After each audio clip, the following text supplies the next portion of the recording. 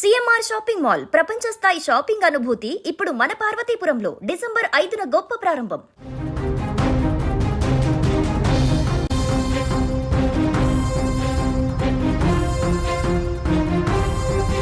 మనిషి చంద్రమండలం మీద కాలు పెట్టినా మన ఆలోచనలు మాత్రం ఇంకా పాతాళంలోనే ఉన్నాయి అనటానికి ఈ ఘటనే రుజువు.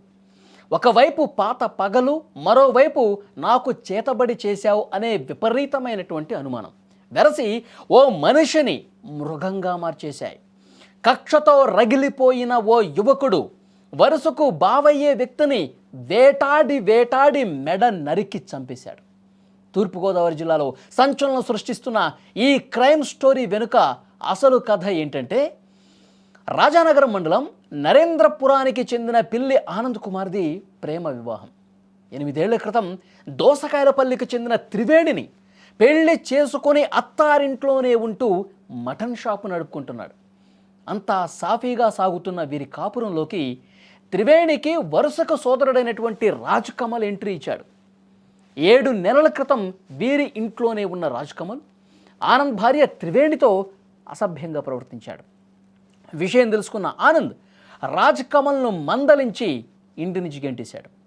అప్పుడే వారి మధ్య గొడవ జరిగింది. అప్పటి నుంచి ఆనంద్పై రాజ్ కమల్ పగ పెంచుకున్నాడు. ఇంటి నుంచి వెళ్ళాక రాజ్ కమల్ ఆరోగ్యం దెబ్బతింది. ఎన్ని ఆసుపత్రులు తిరిగినా నయం కాకపోవడంతో భూత వైద్యుల్ని ఆశ్రయించాడు. నీకు ఎవరో చేతబడి చేశారు అని వాళ్ళు చెప్పడంతో అదే మైండ్లో పెట్టుకున్నాడు. దాని గురించే ఆలోచించసాగాడు. ఖచ్చితంగా తనను వెళ్ళగొట్టినటువంటి ఆనందే ఈ పని చేసుంటాడని చెప్పి రాజ్ కమల్ బలంగా నమ్మాడు. నాకేదో చేతబడి చేసేశారు, నా ఆరోగ్యం అందుకే తగ్గట్లేదు, ఎన్ని మందులు వాడినా తగ్గట్లేదంటే చేతబడి జరిగింది, ఆనందే చేశాడు అని దాని గురించి ఎక్కువగా ఆలోచించసాగాడు. అదే మైండ్లో పెట్టుకుని నా మీద చేతబడి చేసినటువంటి ఆనందని ఏదో ఒకటి చెయ్యాలి, ఈ కక్ష, ఈ పగ పెంచుకున్నాడు. తన పగ తీర్చుకోవటానికి అనకాపల్లిలో ప్రత్యేకంగా ఒక వేట కత్తిని కూడా తయారు చేయించుకున్నాడు.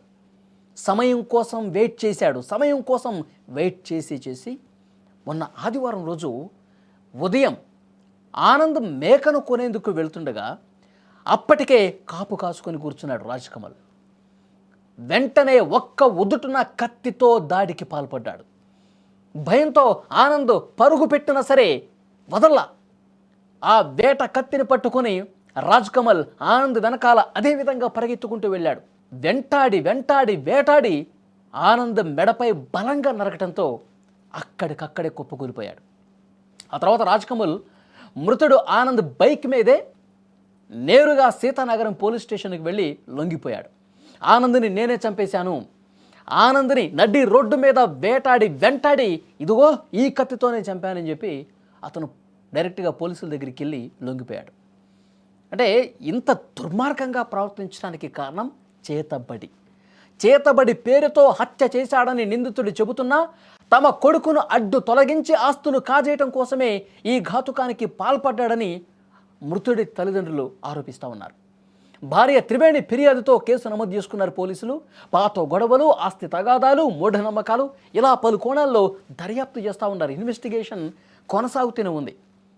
అతను చేతబడి చేశాడు, నా ఆరోగ్యం క్షీణించింది, దీనికి కారణం ఆనందే అని చెప్పి భావించాడు రాజ్ కమల్. వేటాడి చాలా దారుణంగా చంపాడండి.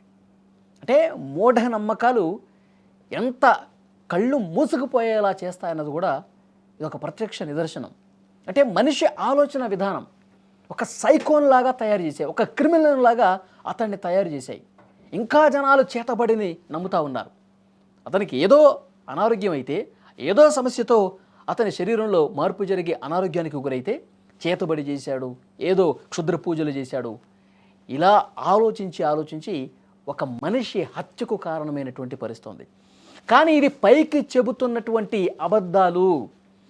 ఈ కేసులో ఏదో ఒకటి చూపించుకోవటం కోసం అతడు పన్నినటువంటి కుట్ర అని చెప్పి ఆనంద్ కుటుంబ సభ్యులు చెప్తా ఉన్నారు. ఎందుకంటే గతంలో ఇంట్లో ఉన్నాడుగా కొన్ని రోజులు,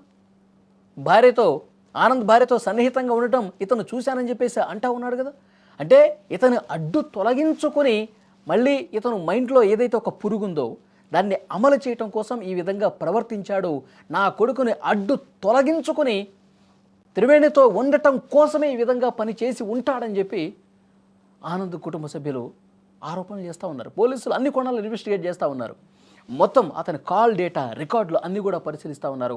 గతంలో 4-5 రోజులుగా ఎవరితో మాట్లాడాడు, ఏం మాట్లాడాడు, క్షుద్ర పూజలు అని చెప్పి అనుమానం ఎట్లా కలిగింది, ఏ భూత వైద్యుడిని సంప్రదించాడు, దీని వెనకాల అసలు భాగోతం ఏముందో అన్నీ కూడా పోలీసులు బయట పెట్టే పనిలో ఉన్నారు. కానీ నిజంగా చేతబడి అయితే మాత్రం మనుషులు ఇంకా ఎలాంటి అంధత్వంలో బతుకుతున్నారో కూడా క్లియర్గా అర్థమవుతుంది. ఈ వీడియోని చూసిన వాళ్ళు కామెంట్ రూపంలో తెలియజేయండి. ఆనంద్ని చాలా దారుణంగా రాజ్ కమల్ అనే వ్యక్తి చంపాడు అంటే అతను సైకలాజికల్గా ఏ విధంగా మారిపోయాడు, ఒక క్రిమినల్గా తయారు కావడానికి అతని ఆలోచన విధానం ఏంటి, మీరేమనుకుంటున్నారు? Please comment.